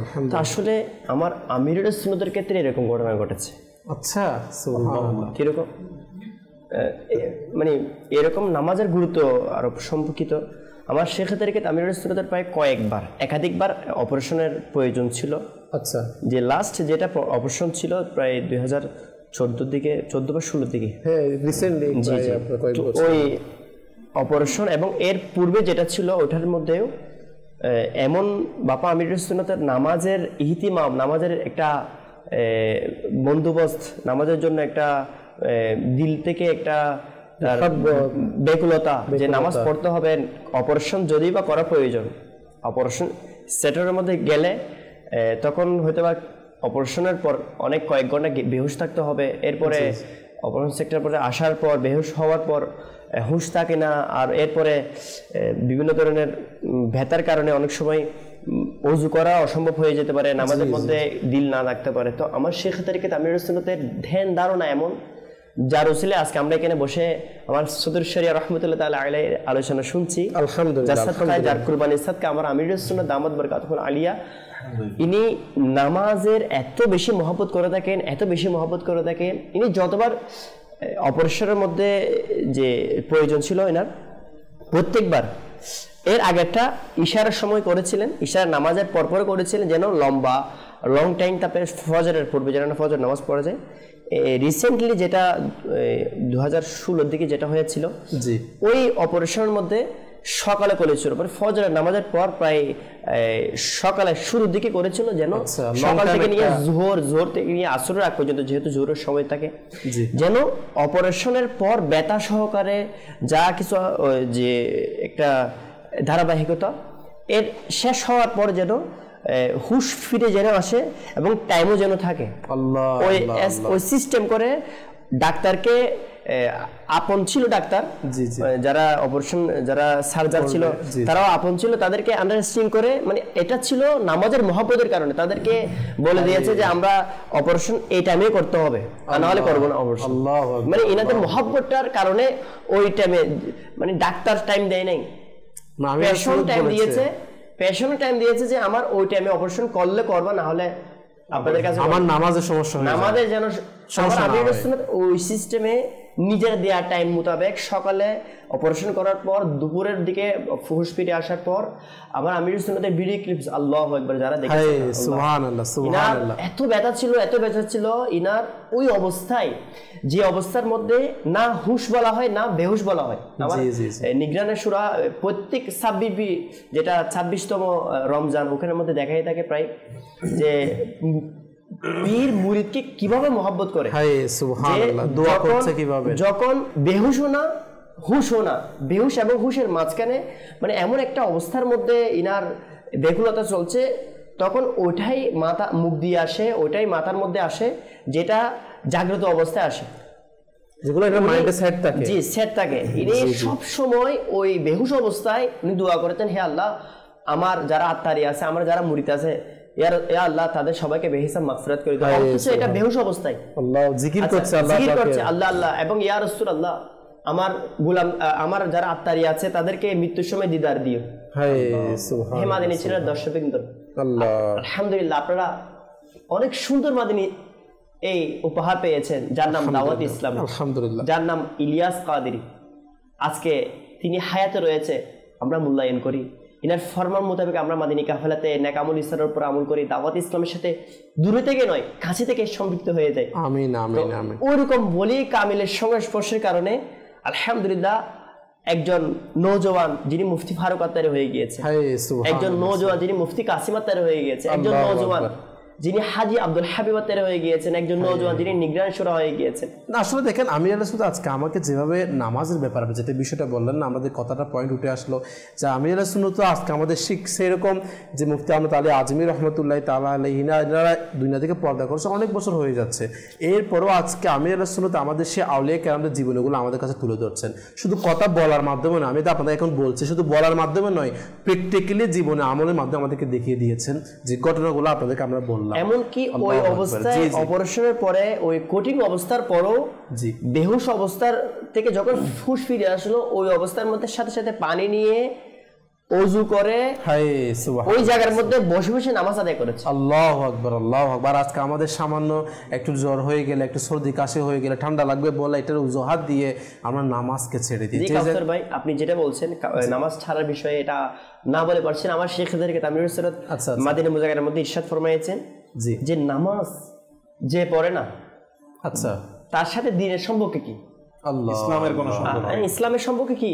ইসলাম আসসালাতু ইমাদুদ্দিন, জি, ইসলামের খুঁটি বলা হয়েছে। আমার আমিরুল সুন্নাত বলেছেন যে কোনো ব্যক্তি, কাউসার ভাই, যদি সমুদ্রের মধ্যে ডুবন্ত অবস্থায় থাকে, আচ্ছা, তার মাইন্ডের মধ্যে এটা আছে যে আমি কয়েক মিনিট পর মারা যাব, তার হাতের মধ্যে আছে একটা কাঠ, যে কাঠের উপর ধরেছে এখন বেঁচে আছে সমুদ্রের মাঝে, বাঁচার কোনো তেমন চিন্তা ভাবনা, তার নিশ্চিত এটা 2-1 মিনিট পর সে মারা যাবে। তো এর 2-1 মিনিটের মধ্যে যদি কোনো নামাজের ওয়াক্ত চলে আসে, আচ্ছা, আমার আমিরুল সুন্নাত বলেছেন যে শরীয়তের মাসআলা হলো যে তখন যদি বা নামাজ কাজা হয়ে যাচ্ছে তাকে নামাজ পড়তে হবে, ওই 2-1 মিনিট পর বা 5 মিনিট পর মারা যাবে ওই ডুবন্ত সামান্য কাঠ ধরে রাখা ব্যক্তির জন্য নামাজ মাপ নেই। ওখানে তার পজিশন অনুসারে তাকে আল্লাহ পাকের দরবারে হাজিরি দেওয়াতে নামাজ আদায় করতে হবে। সুবহানাল্লাহ। এখন ওই ইসলামী ভাই যারা সামান্য, আমার কাউসার ভাই যেটা বলেছে, সামান্য মাথা ব্যথার কারণে, সামান্য একটু মানে সমস্যা, একটু ব্যথা হলে, কাউসার ভাই অনেকের সমস্যা হয় না, সমস্যা হচ্ছে এটা রাতের 2টা 3টা 4টা পর্যন্ত এটা ইউজ করবে, সোশ্যাল মিডিয়ার মধ্যে ডুবন্ত থাকবে, আর ফজর ওঠার পর মানুষকে বলে ভাই আমার ফজরের পরে চোখ খুলে না ভাই, মাহবুব ভাই একটু আমাকে কিছু দোয়া করিয়েন আমার জন্য, শাহরুখ ভাই আমার জন্য একটু দোয়া করিয়েন, আমি ফজরের সময় চোখ খুলে না। চোখ খুলবে কেমনে? আমার যেটা ছাড়ার কথা ছিল ওটার মধ্যে আমি লিপ্ত। কিতাবের মধ্যে বর্ণিত রয়েছে যারা নামাজ কাজা করে, আমার আমিরুল সুন্নাত এটা লিখেছেন ফয়জানে নামাজের মধ্যে, জি, এটা শোনার পরে গা শির উঠবে, এটা এত ভয়ানক একটা শাস্তির কথা লিখেছেন আমার আমিরুল সুন্নাত। জি জি। জাহান্নামের মধ্যে একটা স্থান আছে যার নাম হচ্ছে লামলাম। আল্লাহ। ওই লামলাম স্থানের মধ্যে এমন কিছু বিচ্ছু আছে, জি, যেগুলো বলা হচ্ছে গাদার চেয়ে বড়, গুড়ার চেয়ে ছোট, অর্থাৎ খচ্চরের সমপরিমাণ। আচ্ছা। আমার কাউসার ভাই আপনি একটু যদি চিন্তা করেন, সামান্য আমরা ছোট ছোট বিচ্ছু দেখলে, একটা তেলাপোকা দেখলে অনেক সময় রাতের মধ্যে হইচই শুরু হয়ে যায়, কাপড় চোপড় অনেক সময় অবস্থা, তো আসলে একটা টিকটিকি যদি উপর থেকে গায়ের উপর পড়ে যায় কত খারাপ লাগে, এটা অনেকে দূর দেয়, এটা বাস্তবে এটা অনেকের আমাদের সহ্য হয় না, আজকে আমরা ভয় পাচ্ছি, আনইজিফুল লাগে একটা সামান্য পোকার কারণে, একটা মশা আমরা বরদাস্ত করতে পারি না, একটা মশার কামড়। তো বলা হচ্ছে এমন এমন বিচ্ছু থাকবে কালো কালো, যেগুলো খচ্চরের সমপরিমাণ থাকবে, আর ওই বিচ্ছুগুলোর 70টি পা থাকবে। আল্লাহ। ওই 70টি পায়ের মধ্যে কালো কালো বিষের এমন তেল থাকবে, আল্লাহু আকবার, এমন লোহার এমন কালো কালো সেল যেটা বলা হয়, এমন অবস্থায় যে তেল থাকবে, যে তেলগুলো যে বিষের 70টা পা দিয়ে যখন কোনো আল্লাহ পানা বেনামাজিকে যখন দংশন করবে, তখন ওই বেনামাজির শরীরের মধ্যে তার বিষের 1000 বছর পর্যন্ত জোয়ার মারতে থাকবে। আল্লাহ। 1000 বছর পর্যন্ত ওই জোয়ার অবস্থায় তার শরীর থেকে, আল্লাহু আকবার, তার শরীর থেকে হাড্ডি ছাড়া গোশত সব ঝরে পড়ে যাবে। আল্লাহু আকবার, আল্লাহু আকবার। এবং এভাবে কিয়ামত পর্যন্ত তাকে শাস্তি দেওয়া হবে, যে কিয়ামতের বছরের কোনো। আসলে আমরা জাহান্নামের মধ্যে যদি এই শাস্তি আল্লাহ না করুক, নামাজ কাজা করার কারণে, রাত জাগার কারণে, বেশি রাত পর্যন্ত মোবাইল ইউজ করার কারণে, সোশ্যাল মিডিয়ার মধ্যে ডুবে থাকার কারণে, আল্লাহ তাআলা নাফরমানির কারণে, আল্লাহ তাআলা পানা আমাদেরকে যদি আস্তাগফিরুল্লাহ এমন আযাব দেয়া হয়, আমরা কিভাবে বরদাস্ত করব? আসলে নাসির ভাই যে বিষয়টা বলেছে যে নামাজ কাজার ব্যাপারে না, তো আসলে প্রিয় দর্শক, আমাদেরও মন মানসিকতা তৈরি করা উচিত আমাদের নামাজ আমাদের কাজা না হয়। আল্লাহ পাক আমাদেরকে 5 ওয়াক্ত নামাজ জামাত সহকারে আদায় করার তৌফিক দান করুক। নামাজ কাজা এটা কিভাবে একজন মুসলমান মুমিনের মাইন্ডের মধ্যে আসতে পারে, তো আল্লাহ পাক যেন আমাদের কোনো কিছুর অসুখের বা কোনো ব্যবসা, কোনো চাকরির অজুহাত দিয়ে যেন কোনো দিন আমরা নামাজকে কাজা না করি, ঘুমের অজুহাত, বিভিন্ন কিছু অজুহাত দিয়ে যেন নামাজকে আমরা কাজা না করি। আল্লাহ পাক আমাদেরকে 5 ওয়াক্ত নামাজ আদায় করার তৌফিক দান করুক, আমিন। প্রিয় দর্শক, অনেকে আপনারা আমাদের কল SMS করছেন, কিছু কল SMS অ্যাড করব, এরপর ইনশাআল্লাহ আমরা আবারও আলোচনার দিকে ফিরে আসবো। জি, আমাদের কল শুনিয়ে দিন।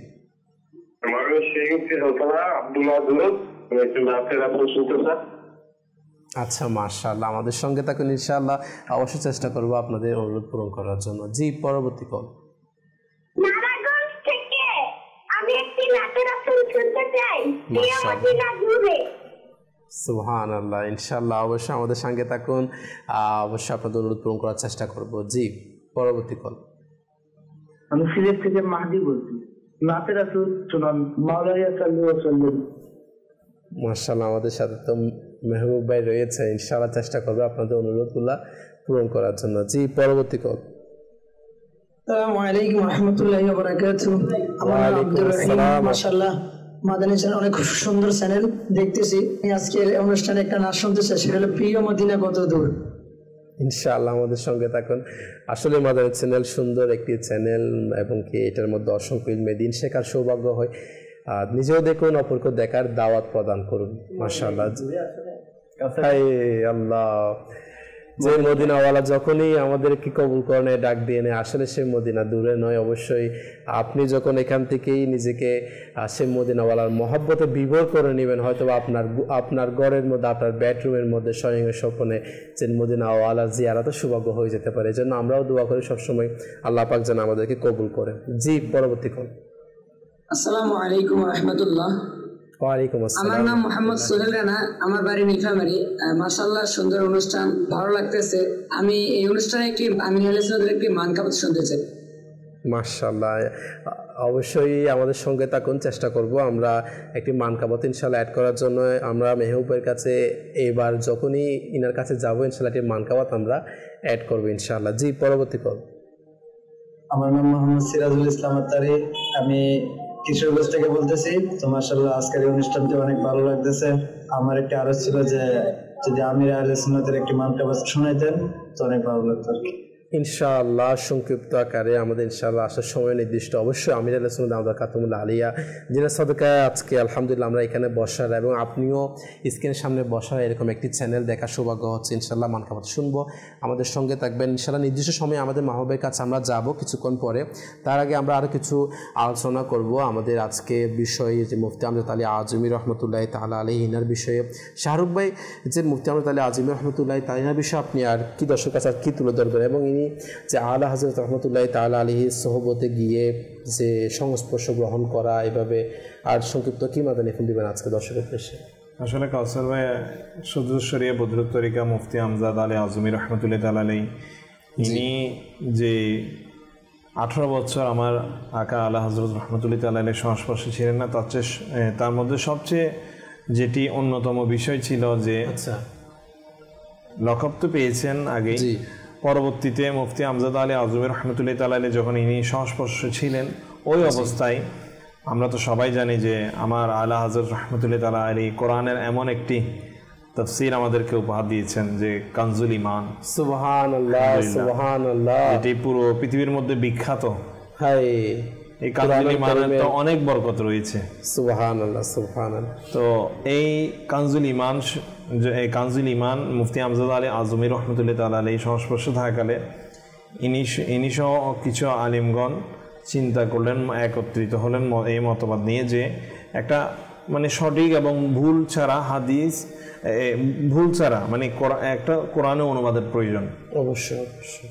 ওই সময় তেমন একটা প্রসিদ্ধ এরকম ভালো কোরআনের তাফসীর বা অনুবাদ ছিল না। আচ্ছা, তো তখন ইনি আমার আকা আলা হযরত রহমতুল্লাহ তাআলা আলাইহিকে অনেকবার এটা কি করলেন, আরজ করলেন, জানালেন, অনুরোধ করলেন যে হুজুর আপনার এই কানজুল ঈমান একটা সঠিক অনুবাদ প্রয়োজন। তো আলা হযরত রহমতুল্লাহ তাআলা বলেন যে অবশ্যই এটা তো খুব বেশি দরকার, কিন্তু এখন ছাপানোটা তো এটা কষ্টকর হবে, কেননা ছাপানো কপি যেটা সেটা ছিল লিখা। এখন এটা করতে গেলে প্রত্যেকটা লেখাগুলো, কপিগুলো একত্রিত করতে হবে, আর এমনভাবে একত্রিত করতে হবে যাতে এখানে এই ব্রতগুলো, নোক্তাগুলো কোনোটা ভুল বিচ্যুতি হতে না পারে। তো মুফতি আমজাদ আলী আজমি রহমতুল্লাহ তাআলা কথাও বলেছেন, বললেন যে মানে যারা ছাপাবে তাদের ওযু করার প্রয়োজন, তাদের ওযু করে এটা কি করতে হবে, স্পর্শ করতে হবে, কেননা ওযু স্পর্শ ছাড়া কোনো কপির এই পাথরগুলো কাটাও যাবে না। তখন তো পাথরের ইয়ার মধ্যে খোদাই করা হতো, পাথরের খণ্ডগুলো কাটাও যাবে না, আবার ওই পাথর থেকে যেগুলো আপনার যুগল বের হবে সেগুলো স্পর্শ করা যাবে না, মানে এতই কঠিন ছিল। তো মুফতি আমজাদ আলী আজমি রহমতুল্লাহ তাআলা এটা মেনে নিলেন যে হুজুর ইনশাআল্লাহ আপনি মানে টেনশন করবেন না, আমি ইনশাআল্লাহ সব অজু অবস্থায় এটা আপনি যেভাবে চাইছেন ঠিক সেভাবে ইনশাআল্লাহ কি হয়ে যাবে, মানে আমরা ওভাবে কষ্ট করে এটা আপনার কি করে। ইনার কাছে তো আলিমুদ্দিন এসে রিকোয়েস্ট তো করলো, কিন্তু উনি সর্বপ্রথম যেটাকে প্রাধান্য দিলেন আদব, যে শরীয়ত মানে নিয়ম কারণ, এটা কি আগে তোমরা মেনটেন করতে আমাকে সাহায্য করতে পারবে, এই জন্য আমরা ইমামে শরীয়ত বলি। এরপর এভাবে আল্লাহ তাআলা দেয় আলহামদুলিল্লাহ আমার মুফতি আমজাদ আলী আজমি রহমতুল্লাহ তাআলা আলাইহি ওই কোরআন 19 অন্যান্য যারা আলেমদিন ছিলেন সবাই মিলে ওই কোরআনুল কারীমের কি করলেন, তরজমা কানজুল ঈমান বের করে দিলেন। মানে বলা যেতে পারে কানজুল ঈমানের যে আজকে আমরা এত নিয়ামত পেয়েছি এটার জন্য অনুরোধ করা। কানজুল ঈমান এটি এমন একটি কোরআনের অনুবাদ যে পৃথিবীর মধ্যে সর্বশ্রেষ্ঠ মানে কোরআনের অনুবাদ যদি আমরা দেখতে চাই কানজুল ঈমানকে দেখি। কেননা কানজুল ইমানের মধ্যে এই প্রত্যেকটি আয়াতে কারিমার তাফসীর, ব্যাখ্যা, কি কারণে নাজিল হয়েছিল, কোন অবস্থার পরিপ্রেক্ষিতে কি এসেছিল, এবং ওখানে প্রত্যেকটি মানে আয়াতে কারিমার মধ্যে আমার নবী পাক সাল্লাল্লাহু তাআলা আলাইহি ওয়া সাল্লামের প্রতি কেমন সম্মান, কিভাবে মানে যেভাবে আমার আল্লাহ তাআলা মানে বলেছে ঠিক ওভাবেই মনে হয় আমার আলা হযরত ওভাবেই তুলে ধরেছেন। আর অনুবাদ হবে কেমন মুফতি আমজাদ ইনার ছাত্র, ইনার খলিফা মুফতি আমজাদ আলী আজমি, ইনার আদব দেখেই তো আমরা বুঝতে পারি যে এটা অনুবাদ কেমন হতে পারে। তো ইনা এই যে কানজুল ইমান আজ যে আমরা পড়ছি, তো এটা অবশ্যই আমরা সৌভাগ্য, আমাদের প্রত্যেকের ঘরে ঘরে একটি কানজুল ইমান হওয়া উচিত। কারণ এটার তো অনেক বরকত রয়েছে। আলহামদুলিল্লাহ, ঘরের মধ্যে কানজুল ইমান রাখলে না অনেক বিপদ আপদ থেকে আল্লাহ তাআলা দয়া সুবহানাল্লাহ। আসলে কাউসার ভাই, মুফতি আমজাদ আলী আজমি রহমতুল্লাহ তাআলা আলাইহি শুধু এভাবে কিতাব, ইসলামিক কিতাবের মধ্যে এই ইসলামিক কিতাব রিসার্চ করা অথবা সেগুলো এই আপনার বাহারশরী যেভাবে এলো প্রণেতা করে এনেছেন, এভাবে শুধু কিতাবের মধ্যে নয়, উনি চিকিৎসা শাস্ত্রের উপরও বিশেষ জ্ঞান ছিল। আল্লাহ তাআলার দয়ায় ইনার আব্বাজান যিনি ছিলেন, ইনি কিন্তু হাকিম ছিলেন, অনেক অভিজ্ঞ একজন ডাক্তার ছিলেন। তো মুফতি আমজাদ আলী আজমি রহমতুল্লাহ তাআলা যখন এই কিতাবাদি পড়ালেখা শেষ হলো, পরবর্তীতে ইনি আলা হযরত রহমতুল্লাহ তাআলা আলাইহির সংস্পর্শে আসার আগে ইনি কি করলেন, চিকিৎসা শাস্ত্রের উপর আপনার খুব একটা ভালো দক্ষ জ্ঞান নিলেন, এবং ওই জ্ঞান নেওয়ার পর কিছুদিন কিও আপনার চিকিৎসা সেবা দিয়ে মানুষের খেদমত করলেন। তো ইনাদের খেদমত শুধুমাত্র দ্বীনি ক্ষেত্রে নয়, দুনিয়াবি দিক দিয়েও কি রয়েছে, শরীয়ত রয়েছে। এই যে শুধু শরীয়ত, হয়তো আমরা দর্শক শ্রোতারা অনেকে শুনে থাকে যে আল্লাহ তাআলার নেক বান্দাগণ শুধু শরীয়তের আপনার কি করে থাকেন, ওইটার মধ্যে সবকিছু সফলতা দিয়ে থাকেন, ওইটার কারণে হয়তো মানুষ সফল হয়ে থাকে ওই শরীয়তের দিক দিয়ে, মানে সবগুলো কিতাবাদি আসান করে দেয়, সহজ করে দেয়। কিন্তু ইনারা আমার আলা হযরত যেরকম, আমার আলা হযরত কি শুধুমাত্র ইসলামিক জ্ঞানে ভরপুর ছিল, ইনি তো বিভিন্ন শাস্ত্রের উপর কি করেছেন, যথেষ্ট পরিমাণ জ্ঞান রেখেছেন। আর ইনা আমার আলা হযরত যেমন ছিল, ইনার ছাত্র তেমন হবে না কেন? কারণ আমার আলা হযরতের এমন জ্ঞান ছিল যে অনেক বড় বড় ওই সময়কার যুগের যারা বড় বড় মানে সায়েন্টিস্ট ছিল, তারা চলে আসতো সমাধান খোঁজার জন্য। সুবহানাল্লাহ। আসলে যে আল্লাহ ওয়ালারা তাদের জ্ঞানের সমুদ্রের কথা আপনি কি বা বলবেন, ইনাদের শুধু শরীয়ত কেন, তরিকত কেন, ইনাদের জ্ঞানে কেউ যদি ডুব দেয় ওখানে ডুবতেই থাকবে, উঠে আসতে পারবে না। সুবহানাল্লাহ, এমনই জ্ঞানের অধিকারী ছিলেন। আসলে শারবা খুব সুন্দরভাবে আমাদের মুফতি আজমত আলী আজমি রহমতুল্লাহ তাআলা আলাইহি মাশাআল্লাহ, যিনি খুব সুন্দর ইনার জ্ঞানের ব্যাপারে, এমনকি যে ইনার যিনি উস্তাদ এবং ইমাম আহলে সুন্নাত মাশাআল্লাহ ইমাম আহমদ রাজা খান রহমতুল্লাহ তাআলা আলাইহি যে সংক্ষিপ্ত আলোচনা, এবং যেটা বলছিলাম যে কানজুল ঈমান, আসলে আমজাদ আলী আজমির কারণে কিন্তু এই অনুবাদ আমরা আলহামদুলিল্লাহ একটা উসিলা আরকিটের নিয়ামত আর কি। কানজুল ঈমান এটা আল্লাহ কিন্তু নিজের হাতে এটা কি করেনি, অনুবাদ করেনি। আল্লাহ, এটা আলা হযরত রাহমাতুল্লাহি তাআলা আলাইহি তিনি অনুবাদ বলতেন, আর আমজাদ আলী আজমি রহমতুল্লাহ তাআলা এটা নোট করতেন। সুবহানাল্লাহ। আসুন না আমাদের যে পরবর্তীতে আমজাদ আলী রহমতুল্লাহ তাআলা ইনি পরে এটা কি করতো, আবার বিভিন্ন তাফসীরের সাথে এটা মিলাই দেখতো। জি জি জি, মাশাআল্লাহ। দেখতো যে যতগুলো তাফসীর আছে সবগুলোর যা সারমর্ম রয়েছে এটা আলা হযরতের অনুবাদের মধ্যে রয়েছে। সুবহানাল্লাহ সুবহানাল্লাহ। আসলে এটা বলতে গেলে কানজুল ঈমান কিনে যদি অনুষ্ঠান করতে যায় না, আলাদা একটা পুরোটা অনুষ্ঠান হয়ে যাবে। তো আসুন সে আলা হযরত যখন আলোচনা হচ্ছে, এর একটা মান কাওয়া তো ইনশাআল্লাহ শুনে নিই। জি মাহবুব ভাই, সাল্লু আলাল হাবিব সাল্লাল্লাহু আলাইকা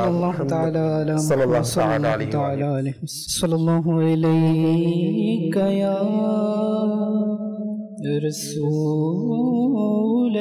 রাসূলুল্লাহ وسلم عليك يا حبيب الله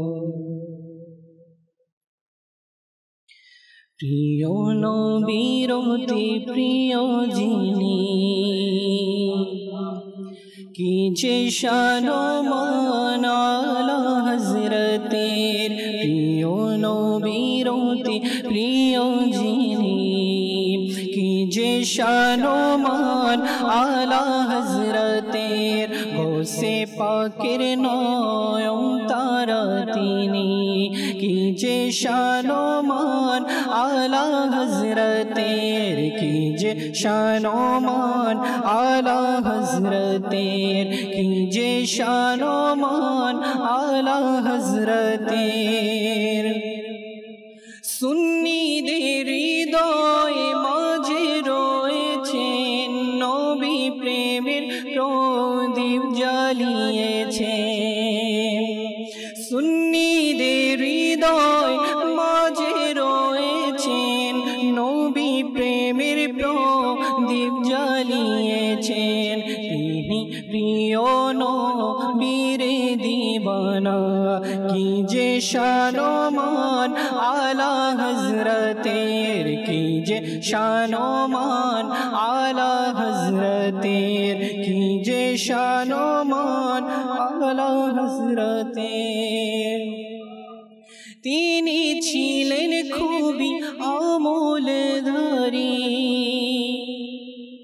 সুন্নতে মুস্তাফার অনুসারী তিনি ছিলেন খুবই আমলধারী সুন্নতে মুস্তাফার অনুসারী আলিমে দিন খোদা ভীরু তিনি কি যে শানমান আলা হযরতের কি যে শানমান আলা হযরতের কি যে শানমান আলা হযরতের সুন্নতকে উজ্জীবিত করলেন যিনি সারা জাগিয়ে দিলেন দ্বীনের যিনি তিনি মুজাদ্দিদ দ্বীন ও মিল্লাতের তিনি মুজাদ্দিদ দ্বীন ও মিল্লাতের কি যে শানমান আলা হযরতের কি যে শানমান আলা হযরতের কি যে শানমান আলা হযরতের সুবহানাল্লাহ মাশাআল্লাহ কি যে শান ও মান আলা হযরতের সুবহানাল্লাহ আসলে প্রিয় দর্শক আলা হযরত রহমতুল্লাহি তাআলা আলাইহি ইনার কেমন শান ও মান ছিল এবং ইনার কেমন শান ও মান এটা ইনার খলিফাদের দিকে তাকালেও বোঝা যায় সুবহানাল্লাহ সেজন্য তো আজকে ইনার বিষয় নেওয়া যে ইনার একজন খলিফার এত মর্তবা এত মর্যাদা তাহলে ইনার যিনি উস্তাদ তাহলে ইনার মর্যাদা কীরকম হতে পারে তো আরও কিছু ইনশাল্লাহ আমরা যে আলা হযরত রহমতুল্লাহি তাআলা আলাইহির খলিফা যে মুফতি আমজাদ আলী আজমি রহমতুল্লাহি তাআলা আলাইহি ইনার জীবন সম্পর্কে আর কিছু শুনবো শেষ পর্যায়ে ইনশাল্লাহ যে আমাদের নাসির হোসেন থেকে জি নাসির ভাই মাশাআল্লাহ সব তো আমার শাহরুখ ভাই মাশাআল্লাহ অনেক সুন্দর বলেছেন জি জি জি যে আমার আলা হযরত রহমতুল্লাহি তাআলা দেয়া এমন বড় একটা তোহফা উম্মতের জন্য জি জি যে এটার পিছনে এটা সামনে আসছি এটার পিছনে আসলে এক এক যুগের মধ্যে এক একটা ফিতনা এসেছিল যখন আমার আলা হযরত রহমতুল্লাহি তাআলা যখন দুনিয়াতে হায়াতে মোবারকা ছিলেন তখন যারা বাতিলপন্থী যারা ইসলামকে বিভ্রান্তিকারী এদের একটা দল যখন বেড়ে যাচ্ছিল তখন আমার আলা হযরত রহমতুল্লাহি তাআলা আলাইহি লিখনির মাধ্যমে ইনাদেরকে জবাব দিতেন সুবহানাল্লাহ যার লিখনির মাধ্যমে প্রায় আলহামদুলিল্লাহ 22,000-এর চেয়ে বেশি পৃষ্ঠা 30 খণ্ড ফতোয়া রজবিয়া শরীফ আমাদের সামনে রয়েছে সুবহানাল্লাহ সুবহানাল্লাহ তো এখন আমি বলছি আমার আলা হযরত রহমতুল্লাহি তাআলা আলাইহি এর কানজুল ইমানের অনুবাদ করার পেছনে বিশেষ একটা উদ্দেশ্য এটা ছিল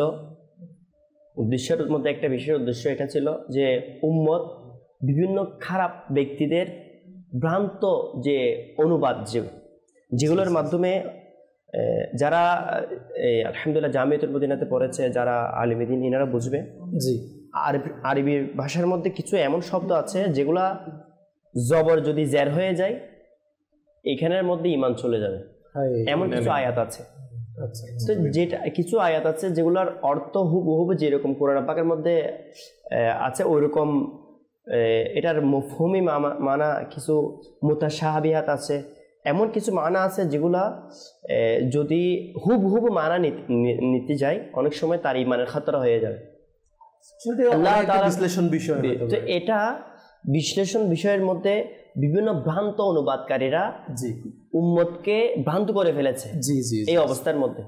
তো ওই অবস্থার মধ্যে কিয়ামত পর্যন্ত যেন আমার প্রিয় নবী সাল্লাল্লাহু আলাইহি ওয়াসাল্লামের উম্মত যেন সঠিক আকীদার মধ্যে যেন থাকে, এই জন্য কাউজুল ইমানের মাধ্যমে আমার সদর শরিয়া রহমতুল্লাহ আলাইহি লিখনের মাধ্যমে উম্মতকে ঈমান বাঁচে। বলা হচ্ছে যে ব্যক্তি, হাদিস শরীফের মধ্যে আমার প্রিয় নবী সাল্লাল্লাহু আলাইহি ওয়াসাল্লাম ইরশাদ ফরমাইছেন, যে ব্যক্তি কোনো ভালো কাজের দাওয়াত দেয়, ভালো কাজ শুরু করে, যে ভালো কাজ করার মাধ্যমে এর পরবর্তীতে যারা করবে এই কাজটা, তো যিনি শুরু করেছিল, যার দাওয়াতের কারণে এই কাজটা সবাই করা শুরু করে, অর্থাৎ আমার সদর শরিয়া রহমতুল্লাহ তাআলা হাত মোবারক দিয়ে লিখেছেন, আমার আলা হযরত বলেছেন।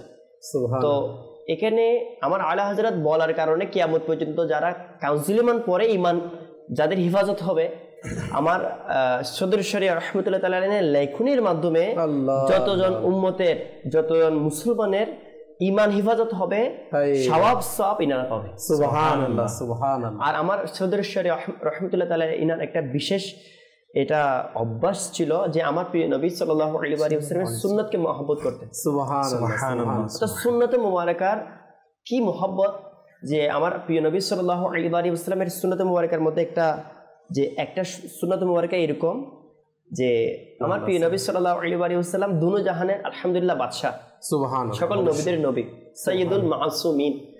এরপরও অনেক সময় একটা শামাইলে মুহাম্মাদিয়া কিতাব রয়েছে, ওই হাদিস শরীফের কিতাবের মধ্যে একটা আমার প্রিয় নবীর আজিজির একটা বয়ান আছে। ওই বয়ানের অধ্যায়ের মধ্যে লিখেছেন যে আমার আকা, আমার প্রিয় নবী, আখিরি নবী সাল্লাল্লাহু আলাইহি ওয়াসাল্লাম মাঝে মাঝে একটা উম্মতকে শিক্ষা দেওয়ার জন্য, আল্লাহ রাসূল ভালো জানে কি আজিজি, নিজের আলহামদুলিল্লাহ জুতা মুবারক, যেটা সমস্ত আশিকানা রাসূলের দিলের স্পন্দন, আমার প্রিয় নবী সাল্লাল্লাহু আলাইহি ওয়াসাল্লাম নালাইন মুবারক, নিজের হাত মুবারক দিয়ে, নূরভরা হাত মুবারক দিয়ে, এটা নিজের জুতা নিজে সেলাই করতেন, নিজের জুতা নিজে মুবারক, নিজের হাত মুবারক দিয়ে সেলাই করতেন।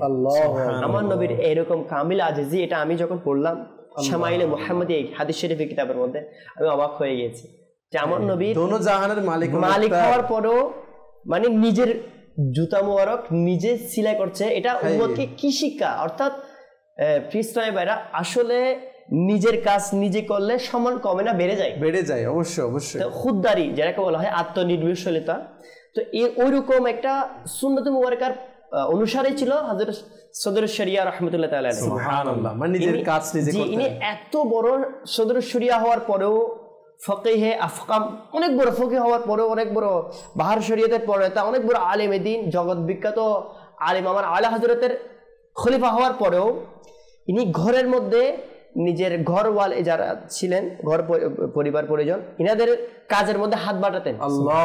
এটা সুন্নাতে মুবারাকা ছিল। অনেক সময় তরকারি করতেন। আসলে এটা আমাদেরকে শিক্ষা দেয়, শিক্ষা নেই বিষয় যে আমাদের ঘরের মধ্যে যে নিজের তরকারি বলেন এবং একটা নিজের কাজ, নিজের ঘরের কাজ নিজে আগ বাড়িয়ে করা, এটা আমার প্রিয় আকা সাল্লাল্লাহু আলাইহি ওয়াসাল্লামের সুন্নাতে মুবারাকা বলা হচ্ছে। হযরত সাইয়্যিদাতুনা উম্মুল মুমিনিন আমার মা আয়েশা সিদ্দিকা আবিদা জাহিদা তয়্যিবা তাহিরা রাদিয়াল্লাহু তাআলা আনহা এর কাছে প্রশ্ন করা হলো যে নবী করিম আমার প্রিয় নবী সাল্লাল্লাহু আলাইহি ওয়াসাল্লাম কি ঘরের কাজ করতেন? আচ্ছা, ইরশাদ ফরমালেন জি হ্যাঁ, তিনি সাল্লাল্লাহু আলাইহি ওয়াসাল্লাম নিজের, আমি আপনাকে কি বয়ান করলাম, তিনি সাল্লাল্লাহু আলাইহি ওয়াসাল্লাম নিজের জুতা মোবারক একত্রিত করতেন। আচ্ছা আচ্ছা, কাপড়ে বুতাম লাগাতেন এবং তিনি সমস্ত কাজ করতেন যে কাজ পুরুষ নিজ ঘরে করে থাকে। হাকিমুল উম্মত মুফতি আহমদ ইয়ারখান নঈমি রাহমাতুল্লাহ তাআলা বলেছেন আমার প্রিয় আকা আখিরি নবী সাল্লাল্লাহু আলাইহি ওয়াসাল্লাম নিজের ঘরের কাজে কষ্ট অনুভব করতেন না। ছাগলের দুধ দহন করতেন, অর্থাৎ ছাগলকে এই মর্যাদা দিয়েছেন, ছাগলকে এটা ধন্য করে দিয়েছেন, আমার নবীর নূরের হাত মুবারক লাগিয়ে দিয়েছে। নিজের জুতা মুবারক এত ধন্য হয়ে গিয়েছে মাশাআল্লাহ। এখনো পর্যন্ত লাখ ও কোটি মানুষ নালায়েন শরীফ বলে থাকি না আমরা, যে কেমন শানমান। আসলে আমাদের সময় সংক্ষিপ্ত, শেষ হয়ে গিয়েছে বলতে গেলে, তো যার কারণে হয়তো আরো কিছু আলোচনা শোনার সৌভাগ্য হচ্ছে না। নিজের কাপড় ধুয়ে নিতেন, জুতা সমূহে জোড়া লাগাতেন। আচ্ছা, তো জেনে রাখুন ঘরে কাজ করা নেককারদের একটা আলামত। সুবহানাল্লাহ। আসলে আলামত কেন বা হবে না, যে জায়গায় দোনো জাহানের মালিক ও মুক্তার আমার আকা সাল্লাল্লাহু আলাইহি ওয়াসাল্লাম নিজের কাজ নিজেই করতেন, নিজের ঘরের কাজ নিজেই করতেন, যে নিজের ঘরের কাজের মধ্যে আগ বাড়িয়ে নিজের হাত বাড়িয়ে দিতেন। সুবহানাল্লাহ। তো আসলে আমাদের জন্য শিক্ষণীয় বিষয় না? আজকে যারা আমরা ঘরের মধ্যে বলি যে না আমি কেন করবো, অন্যকে শুধু অর্ডার দিই যে এটা করো এটা করো, সে জায়গার মধ্যে আমি নিজেকে একটু তাকানো উচিত। আমি একেবারে এমন কি হয়ে গেলাম যে জায়গার মধ্যে আমার আকা সাল্লাল্লাহু আলাইহি ওয়াসাল্লাম আমাদেরকেই শিক্ষা দিচ্ছেন যে যিনি নিজের জুতা মোবারক নারিয়ান শরীফ সুবহানাল্লাহ নিজেই কি একত্রীকরণ করতেন, অত কোনো সমস্যা হলে কোনো ছিঁড়ে গেলে কোনো কিছু হয়ে গেলে আল্লাহ এটা তিনি কীভাবে এটার প্রতি যে আমাদেরকে শিক্ষা, যে উম্মতদেরকে শিক্ষা, আমার উম্মতরা যেন কখনো নিজের কোনো কাজ করতে যেন দ্বিধাবোধ না করে। তো আজকে যারা আমরা শুনছি নিয়ত করি ইনশাআল্লাহ যতটুকু সম্ভব হয় অবশ্যই আমার নিজের কাজ নিজে করার চেষ্টা করবো। আল্লাহ পাক আমাদেরকে আজকে শুরু থেকে শেষ পর্যন্ত যা কিছু শুনলাম তার উপর আমল করার তৌফিক দান করুক এবং নিজেরাও মাদানী চ্যানেল দেখি অপরকে দেখার দাওয়াত প্রদান করি। সাল্লু আলাল হাবিব সাল্লাল্লাহু তাআলা আলা মুহাম্মদ সাল্লাল্লাহু তাআলা আলাইহি ওয়া সাল্লাম। আল্লাহ ওয়ালা রাই মিলি